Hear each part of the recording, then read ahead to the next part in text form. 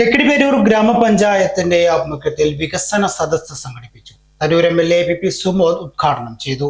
കേരളം ആർജിച്ച നേട്ടങ്ങളും മുന്നേറ്റങ്ങളും ജനങ്ങളിലെത്തിക്കുവാനും ഭാവി വികസനത്തിനായുള്ള ആശയങ്ങൾ സ്വരൂപിക്കുവാനും കഴിഞ്ഞ 5 വർഷക്കാലത്തെ ലക്കിടി പഞ്ചായത്ത് നടത്തിയ വികസന വിസ്മയ കാഴ്ചകളുടെ അവതരണവുമായാണ് ലക്കിടി യുണൈറ്റഡ് കൺവെൻഷൻ സെന്ററിൽ വികസന സദസ്സ് നടന്നത്. ഗ്രാമപഞ്ചായത്ത് പ്രസിഡന്റ് സുരേഷ് അധ്യക്ഷത വഹിച്ച വികസന സദസ്സ് തരൂർ MLA PP സുമോദ് ഉദ്ഘാടനം ചെയ്തു.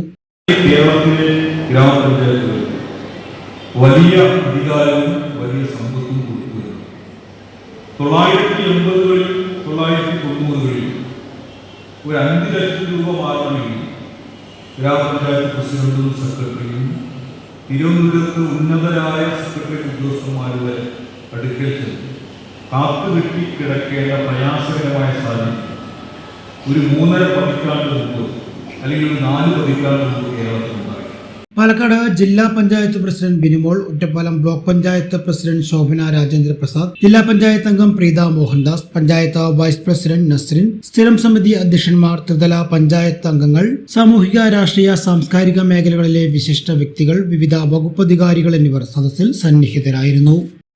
സൗജന്യ വൈഫൈ കണക്ഷൻ അങ്ങനെ വരാൻ വഴിയില്ലല്ലോ.